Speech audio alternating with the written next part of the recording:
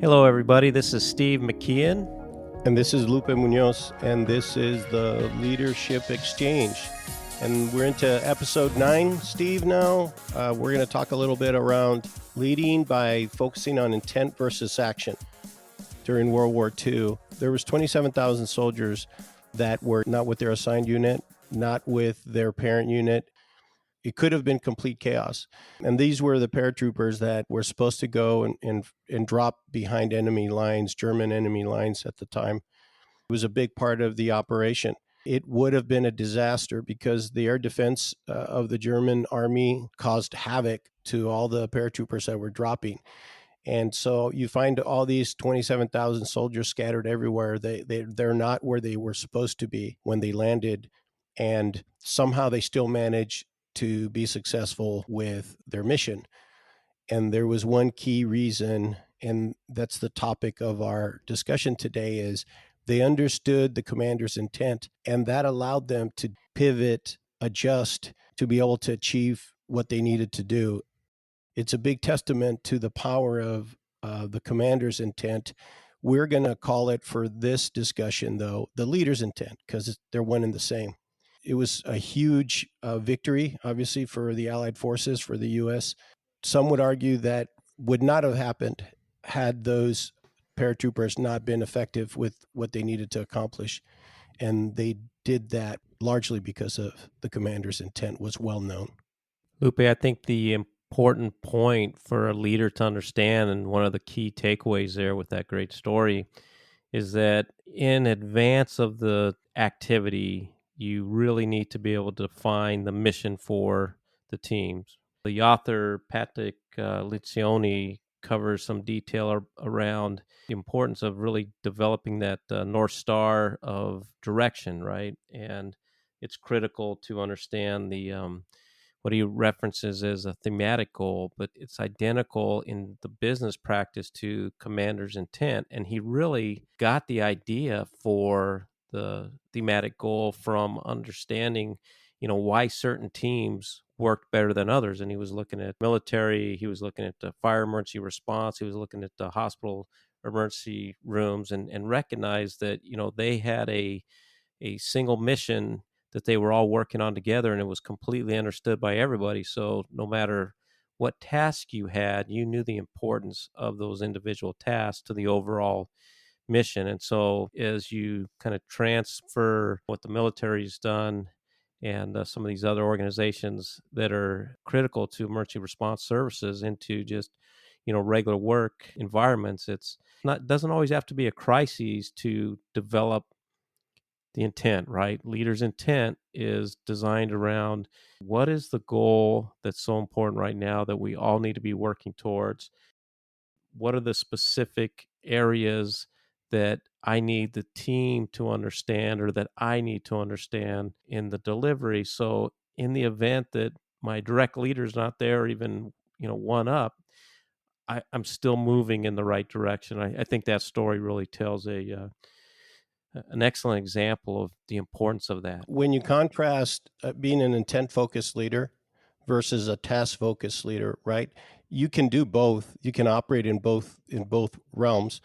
The intent focus, though, can be extremely powerful because that will instill a greater sense of motivation, ownership, and also understanding among team members. And it really starts to allow your team to have the capacity to be autonomous once they understand the intent, right? And the leader's intent can operate at two levels. One is the level that you just referenced around what's the purpose, what's our vision, what's our mission statement. If we're aligned to that as an organization, or your team's aligned to that, then that's one thing. But then the other thing is, on the day-to-day, what do you do as a leader to really communicate intent? It's going to allow them to be more autonomous because they understand what the purpose is, instead of you just giving them directions. And I've got a great example of that. One of the teams that I was on, we had a gentleman that was responsible for keeping all the recyclables that we have coming out of our facility organized.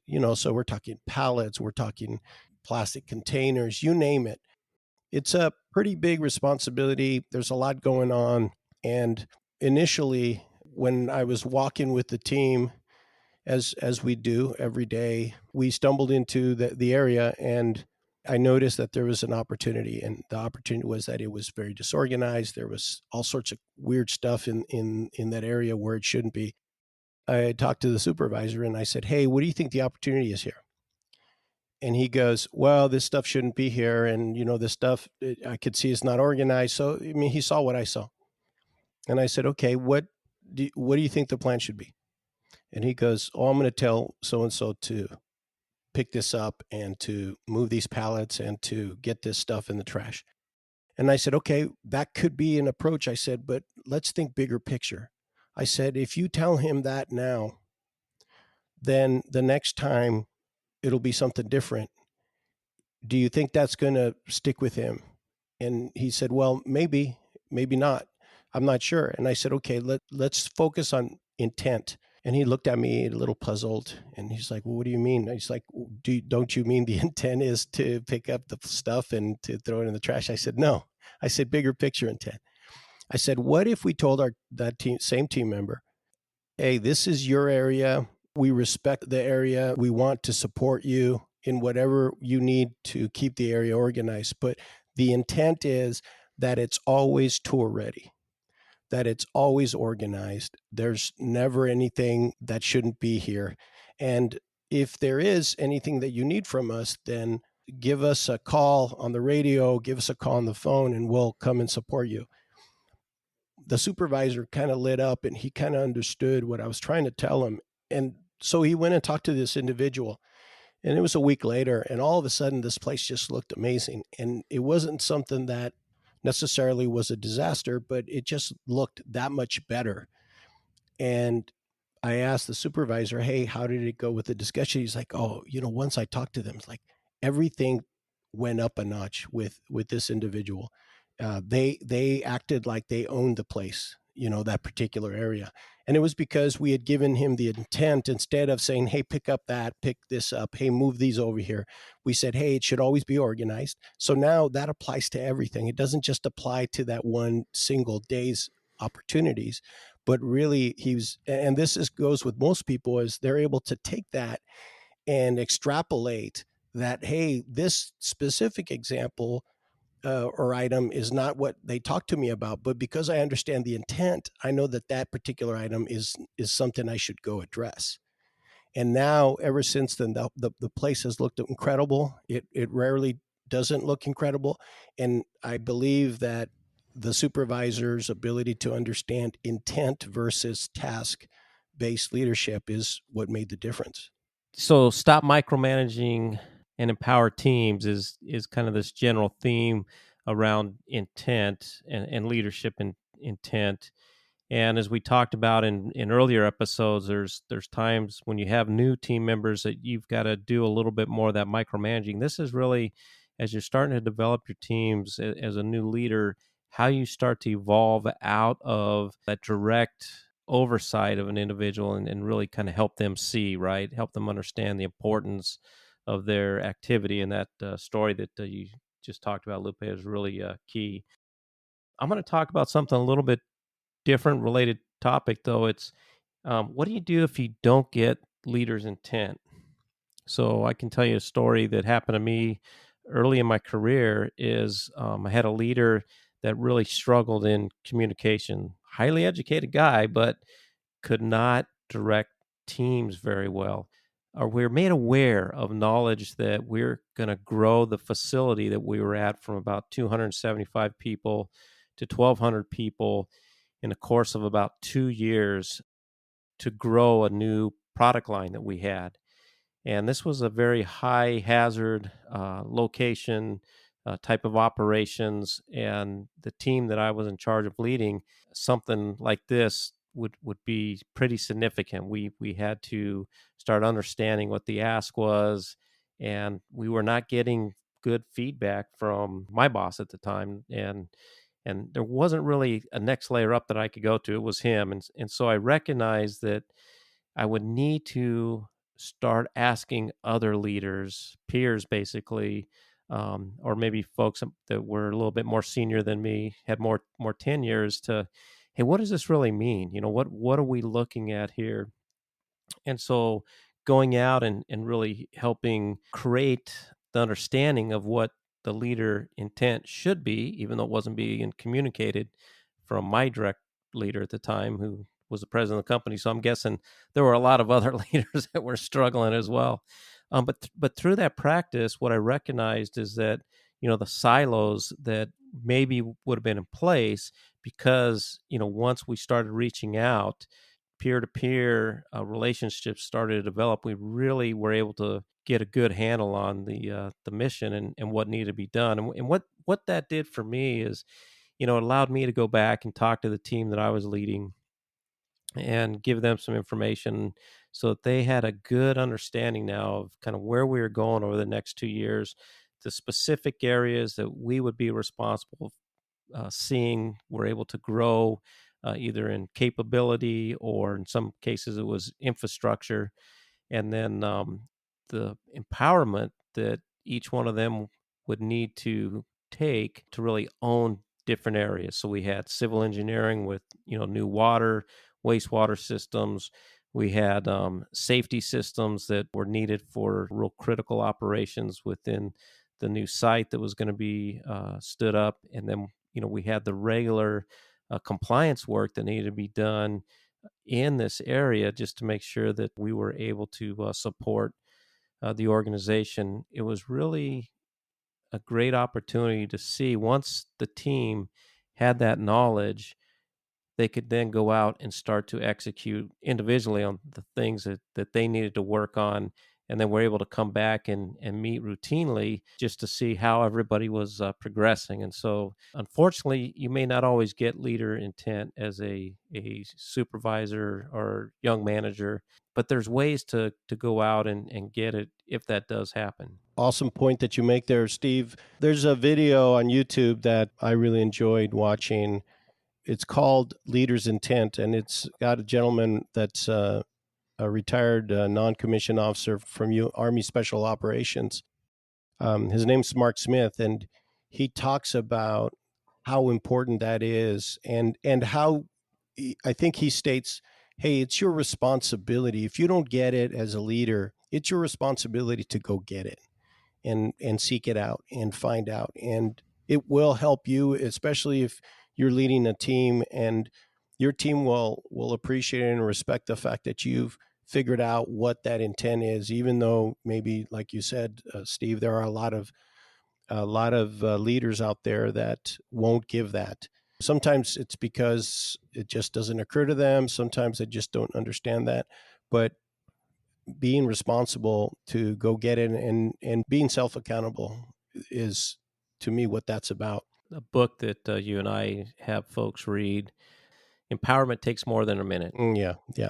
And in that book, it really goes into three keys are really going to make a successful transformation of a company. And within those keys, they talk about the importance of defining the environment for your team to work in, and then giving them the opportunity to play in that environment, get the things done that they can do without you having to be, directly over the top managing each one of those tasks. And so in my mind, as I look at task oriented versus intent, it's really setting that environment. I think the way the author describes it in that book is setting up a tennis court, putting the nets out, but then letting the two individuals play, right, without describing exactly how they need to play the game. It's just, here's the general rules, here's the boundaries that you need to play within, and then go have fun, go see how it works. And I think when you can create that kind of an environment within the workforce, it does become more fun. People, they know kind of where their position, their play is, and the importance of the overall missions. They're tactically working away at the things that are important to get done, without you as the manager having to, be that task driver of, hey, you need this done, this done, this done, this done.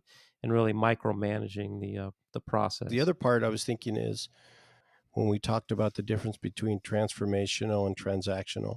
If you're task focused, that's really falls in the transactional aspect of leadership. So you're really focusing on how things happen, how are things going to get done. If I have to create a project plan that our team needs to execute, then I'm going to be task focused. So I'm going to be really focusing on the details of how to do things. Or if others are going to be given that, let's say I delegate that, then they're going to be really focused on that, and that's necessary. But the intent focused is really the transformational aspect of you as a leader. And so really understanding that, and this is extremely valuable, is making sure that as important as what needs to get done, what steps need to be achieved, the why is incredibly important, because then that allows people that flexibility to be able to make adjustments. And one thing about a plan that's almost certain is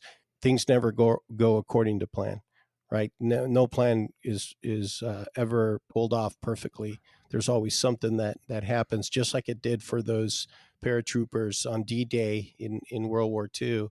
That's an inevitable thing, I think, when it comes to plans, is they're never perfect. So how do you compensate for that? And having the intent understood is going to really allow your team to be able to make those adjustments as needed.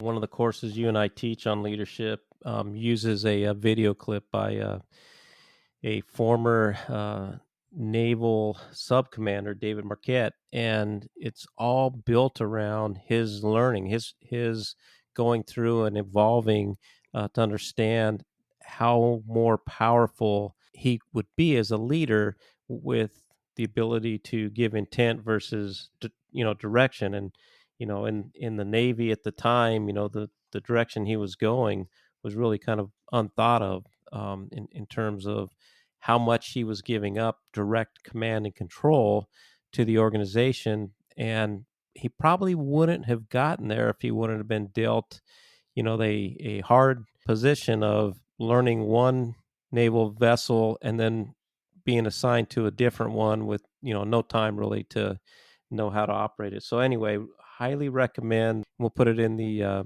notes here with the podcast, but highly recommend folks go in and listen to it, because it's just really a good story of an individual learning about the leadership intent. And it's really kind of built a career for David Marquette now, as he's gone out from the military and just shared his learnings in that area with many folks. And it's a real story. So when someone wants to really understand, okay, what is this whole intent focused leadership about, being able to look at it. The video is called "What is Leadership? Intent Based Leadership" with L. David Marquette. It's a fantastic video, which is why we use it, and it kind of brings everything home around. We haven't talked about this a lot. We've mentioned it, I think, but when you're striving to have high performance work teams, this type of leadership is really key to being able to facilitate that type of environment for self-directed work teams to really thrive. Yeah, I would say, Lupe, not only a nice to have, it's a must have, right? You have to be that kind of leader. You have to set up that environment, or you will not have high performance work teams. What you'll have potentially is some really good people that are performing well at times, but to have the whole team, really moving forward in the right direction and just amazing, you really going beyond what you could have led them to do, because now they're self-directing work where the work's done that you're not going to see as a leader, right? And so it just gives them so much more ownership, similar to the story you told just a little bit ago with the gentleman that had the one area that he needed to rethink, and then just the bigger missions here that are out there. So it's fun to learn the concept. It can be difficult at times, and again, it's just as you start looking at the different aspects of being a servant leader in an organization. These are some key areas to think about. You won't get it right all the time as you start to set these up, but don't give up. And actually, David Marquette talks about that as well. He goes, hey, you'll think it's completely crazy how much you're asking folks to just do without you directing the work to be done. But in the end, it comes back tenfold. Your organization is so much stronger, better than you could have ever put it with direct leadership or micromanaging. I think his words are something like, it will be hard. It will feel wrong to you as a leader, because we've been programmed to, be the leader and create followers. And so this is really around creating other leaders. And the first step is to be able to create high performance work teams, because that is sort of an incubator. I think that environment's sort of an incubator for other leaders. Yeah, it really is. You're going to see individuals that kind of emerge out of those working groups as self promoted. When I say self promoted, I guess I should say team promoted, right? Just intuitively, teams will learn that someone in their organization has a natural affinity to lead when they're given that opportunity and empowered to start leading. And you start to see these leaders develop that maybe weren't on your radar even, which is really exciting part of the process as well. I think the other thing, Lupe, you and I have both experienced, is that when you start to set up an organization like this and really give the focus on intent to lead different activities, it's not for everybody. We've both had people say, I'm out of here. This, Not for me. if I can't boss people around Yeah, and it's not for me.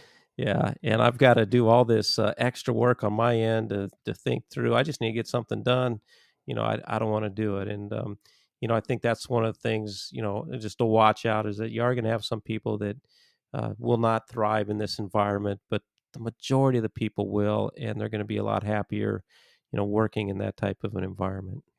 And it really fosters a deeper sense of purpose, and really promotes a deeper commitment. Because when people understand purpose, their purpose, and they're aligned with that, like, hey, I can get behind that, then that their level of commitment towards the team, towards the organization, goes through the roof. So this is a really great way, and I would agree with you, Steve, that it's a must-have when you're trying to get high performance work teams, and when you're really trying to set that positive culture within your organization that will lead to a great place to work, but also actual results. Yeah, results, and then just that overall organizational health, right? That's, at the end of the day, it's really about people and how people feel in this work environment that you've created. And it's something you need to really go at in kind of short buckets, because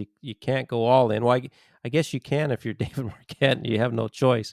But I think the other thing that you and I have learned, Lupe, is that you've got to start introducing some of the concepts to the team, and helping people get comfortable, so that folks aren't afraid of, hey, this is just a crazy new way of managing. I don't think I want to stay here, because the last thing you want to do is run off talent as well. And so as I mentioned, you'll have some people leave, but for the most part, you're going to have people, if you take time and help develop the concepts here with intent-based leadership, they'll get it, and they'll be very appreciative for it as well. People gravitate to it and they will embrace it. Maybe not everybody, but most people definitely will, Steve. We're both pretty excited about this sort of new evolutionary step that we're going to take. It's going to be something that we'll do on a somewhat frequent basis, is bring a third person into the conversation. I'm not going to let the cat out of the bag yet, Steve. Our first guest will be an exciting one, really going to add a lot to the experience that we have on our podcast. So I'm pretty excited. Yeah, absolutely. All right. Well, this is Steve McKeon. And this is Lupe Munoz, and this is the Leadership Exchange. All right. Thanks, Lupe.